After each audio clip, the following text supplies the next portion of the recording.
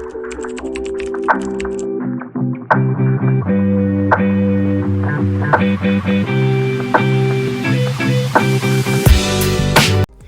my loves. Welcome back to my channel, Bookalicious, where we discuss all things books. I am so excited for today's video. We are going to be doing our February TBR. I did not post a TBR video for the first month of January because I still have so many books from December, but I have just not read yet, and I'm still honestly trying to make my way through a lot of the books that were on my December TBR, so it didn't seem like it was a good idea to do a January TBR video, but I really feel like I'm gonna make some really good headway with a lot of books in February. I just have a feeling it's gonna be a really good reading month, and I wanted to try and make every single TBR prompt correlate with a type of romance or rom-com book because it is the season of love, even for someone very single like myself. But regardless, I love romance. I love a good rom-com, and I'm going to be trying to read and watch a lot of romance and just rom-com books and movies in February. So I'm super excited for today's TBR. So let's just hop right into the video. Prompt number one is a new release, so I decided to go with Beg, Borrow, or Steal by Sarah Adams. This is book 3 in her When in Rome book series, which I'm really enjoying that series. I really loved When in Rome. Practice Makes Perfect was really cute. It wasn't like amazing, but it was cute. But I'm very excited for this book. I feel like the next book after this is my most anticipated book because there's been some breadcrumbs for the middle sisters love story, so I'm very excited to get to that book eventually. But I'm very excited to read this one. I feel like it's like a rivals to lovers, maybe a little bit of second chance enemies to lovers. I think they're both teachers. I don't know too much about this book, but I have seen that it's been getting like some really positive reviews on Goodreads, and I just love a good Sarah Adams book. It's always just a fun time to read her writing style, and she just does rom-coms in the most wholesome and most adorable way, and a lot of her books have zero spice. I feel like this one might have a little bit of spice, if I'm not mistaken. I feel like this one and the rule book might have a little bit of spice, which I'm totally fine with, but I'm just very excited to see what's going to happen next in this series, and I have high hopes for this book. Prompt number 2 is a couple on the cover, and this works out perfectly because I do a little book club on my Bookstagram. It's very new. I just started it in January, and so this was the choice for the book club's pick of the month. So this works out so well. I was going to read it anyway, but I'm happy that it's like going to be more of a priority since it is the book club's choice. And this book has been very, very popular for a very long time. I feel like it blew up in 2023, and I'm very excited to finally get to read it. This will be my first Catherine Center book. I know that Haley Pham really loves this author, and I trust all of her recommendations. So I'm very excited. I think this one is going to be closed door. I'm pretty sure it's going to be like zero spice, which is always a wholesome, cute, good time. And I think it's basically he's a famous actor and then she's the bodyguard. So it's kind of reversing those tropes a little bit because I feel like in these types of stories, it's always the guy who's the bodyguard, which I do love, but I think it's fun that it's getting like a little spin, a little unique twist. So I'm very excited to read this book. I think the cover is absolutely just so adorable, and I feel like this one's going to be a really good one. Prompt number 3 is over 200 pages, which really gave me a lot of choice to pick whatever I wanted. But I decided to go with A Not So Meet Cute by Megan Quinn. I've never read anything by this author before, but I know that a lot of people tend to really enjoy her books, and so I feel like this is the perfect time to start one of her books. I'm not even sure if this is like a standalone or if it's part of like a series or trilogy. I'm really not sure. I don't even know what the plot really is. I feel like it's enemies to lovers, maybe fake dating, maybe something with like a wedding destination. I'm not even sure. But regardless, it's on my Kindle, and I feel like it's finally time to just see if I like her writing style. And so I am excited to have this on my TBR, but I really will be going in super blind into this one because I have no idea. I don't even know what the main character's name is or anything like that. I'm not sure about any of the tropes. I'm just guessing that it might be enemies to lovers. I'm getting that vibe, but I'm sure it's going to be a really fun time. Prompt number 4 is fake dating, one of my favorite tropes. And I decided to try and continue my Emily Henry trend because I'm trying to read all of her books before her newest release comes out. And if you've been around for a while, or if you know me, you would know that I'm not the biggest Emily Henry fan. Like, I'm just not. I'm not an Emily Henry girly, but I don't think she's a bad author at all. I feel like she's just not my favorite type of author, but I really want to read all of her books and give all of her books a chance. And I'm trying to read them all in the order that they were published. So I read Beach Read and People We Meet on Vacation last year, and I also read Book Lovers last year. I have not talked about that book yet, but I have every intention of including it in my reading wrap up. So that's going to be coming out soon, by the way, where I combine my December and January reads into one big wrap up video. So I will be talking about Book Lovers in that video, and telling you like everything that I thought about that book. But regardless, I'm excited to do Happy Place. I do know a lot about this book because, of course, it was very hyped when it first came out, and people still absolutely love it. I know it's about Harriet and Wynne, and they've broken up, but they're going on a summer vacation with all of their friends, staying at this like fun little summer house. And so they're basically going to still pretend that they're together so that they don't ruin a good time with their friends. So I do feel like that plot's really interesting, and I am excited to read this book. I don't have like the highest hopes in the entire world, but I still feel like I could potentially like this one more than some of her other books. Prompt number 5 is a trope I dislike, and it's not that I like hate this trope, but it's that I haven't found a book that really utilizes it to a way where I love it so much. So the trope is grumpy and grumpy. So basically, where both the characters are super moody, super grumpy, super serious, and I feel like I love Grumpy Sunshine, but I feel like we need to have like a good balance. If I have a character who's going to be really grumpy and moody, I need to have a character who's going to be more bubbly and more energetic and more happy. I don't feel like it works super well when both characters are kind of just very just grumpy essentially.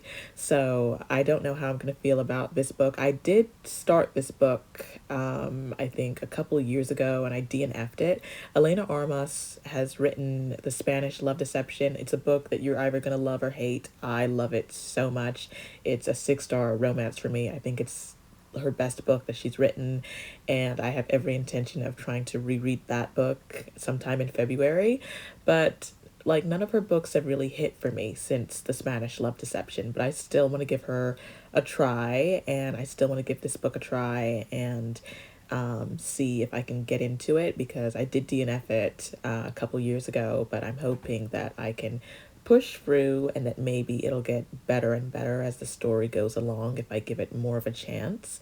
So I am happy to have this back on my TBR.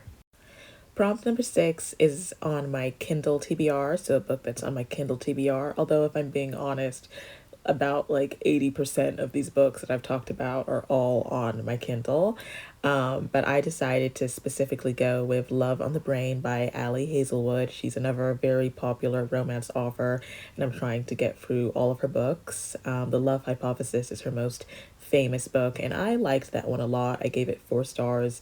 I thought it was a very good book. And then Chicken Mate was not my favorite. It wasn't horrible, but it was very boring to me. So I'm very like iffy with Ali Hazelwood. Like I haven't found a book of hers yet that I've obsessed over. But I'm excited to read Love on the Brain. I don't think people absolutely love this book. I think Love Theoretically, which is the next book that she's written after this, is a book that like almost every single person raves about. So I'm very excited to eventually get to read that book. But I like to just read books in order, even though her books and Emily Henry's books are not like in a series where you have to read them in order, but I just like to read books by order of publication date. I just like to read them like that. So I don't know too much about this book. I think it's just another STEM romance. I think it's enemies to lovers and that they both work in the same type of workplace, and it might be a little bit of like rivals to lovers as well. So I am excited. I think those are all very fun tropes. So I'm hoping that this one I will like more than her other books. Prompt number 7 is romance. So, obviously, this is a great prompt for the month of February. And I decided to go with XOXO and ASAP by Axio. And I've not read anything by this author. I do not know much about these books at all. I own both of the physical copies because, I mean, the covers are just so adorable. I love the covers so much. I definitely purchased these books because I mean, I love a good YA rom com, and it's very rare when I dislike YA romance books, so I knew it was a good purchase. But at the same time, I'd be lying if I said that the covers didn't have anything to do with why I wanted the physical copies. I just, for some reason, really adore these covers. I think they're just so adorable, and I don't know too much about the plot. I think it's like one of us is famous trope for both of these books. I feel like a certain character is famous and then they fall in love with someone who's not famous. I think that's like the main trope, at least for the first book. I'm not too certain about the second one, but I'm very excited to read both of these books, and I feel like they're just both going to be so adorable and that they're going to be so much fun. Prompt number 8 is a book I've been putting off, and I decided to go with Highly Suspicious and Unfairly Cute. And I have not read anything by this author. I feel like I started one of her books like a couple years ago, maybe like 3, 4 years ago, and I ended up DNFing it. Not even because I didn't like it, but just because I think I was going through a really bad reading slump at the time. But this is her YA debut that she came out with a couple years ago, and I feel like I think it's like ex childhood best friends, like a little bit of one-sided enemies to lovers. One of them is popular, one of them isn't popular. There's like a camping trip, although I've heard that the camping trip doesn't last too long. Like I don't think that's the entire setting for the book. But I am excited to read this book. I feel like it's always ended up on my TBR, or I've always just told myself I'm going to get to this book this month, and I just never have. So I really do want to prioritize it for the month of February and really try and just read it and see if I like her writing style, because if I do, then I can go back and read her other books that she's written. But I am very excited to have this book on my TBR. Prompt number 9 is a fun Spotify playlist. This one was a bit tricky, so basically I had to like have some different options for books and then look on Spotify and see which playlist had a lot of songs that I really like. And so I decided to go with The Fiancé Dilemma by Elena Armas. This is the sequel to The Long Game. So that's another reason why I have The Long Game on my list, because I really want to read this book. I feel like the plot for this book sounds so much more exciting than The Long Game. I think this one is kind of like a fake engagement, and I think both the characters are going to be like very happy and like it's kind of like sunshine to my understanding. So The Long Game is grumpy, and then these characters are going to be like the exact opposite.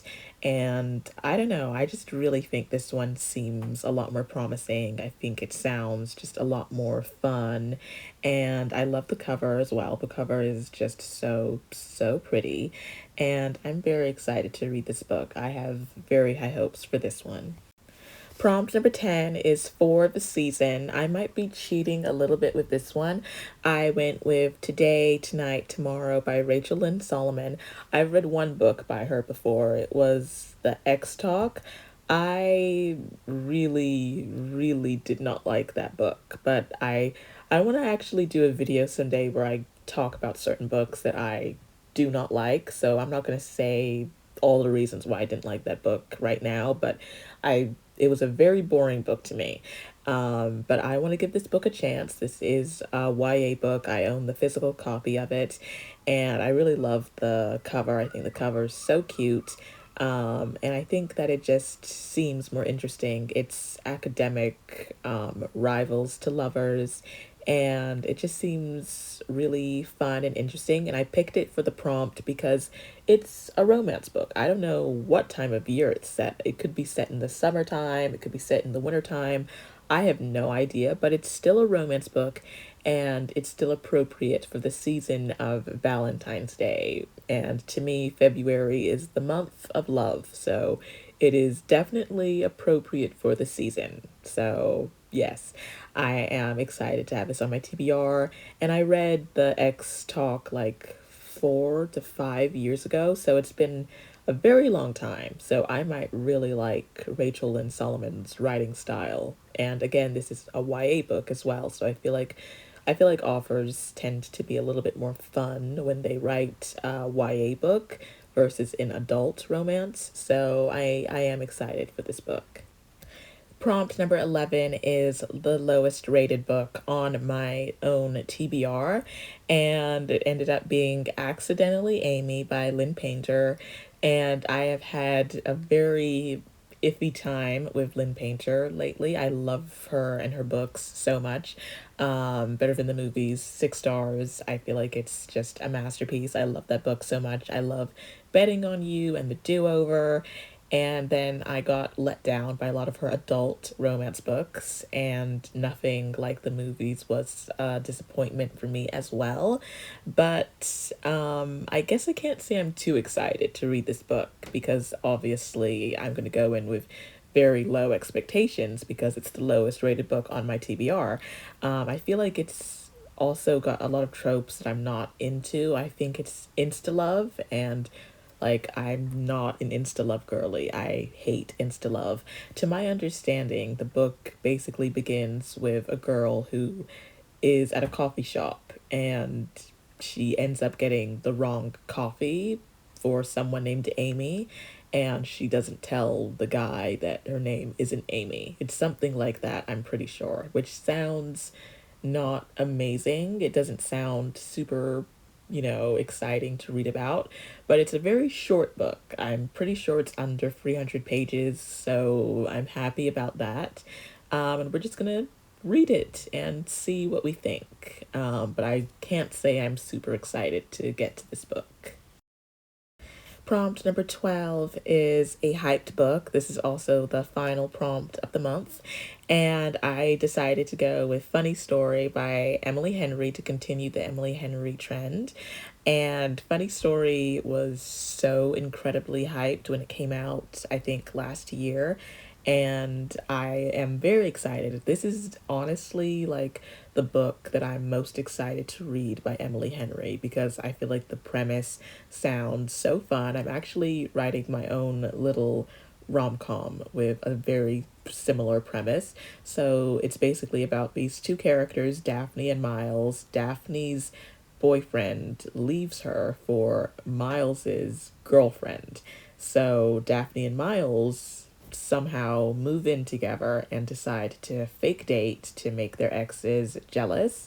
And I feel like that's just such it's a very sad but also very funny premise because obviously getting cheated on is just horrible, but they're kind of getting like their own little revenge, which I feel like is just so just amazing. And I love the premise. It sounds just so much fun to read about.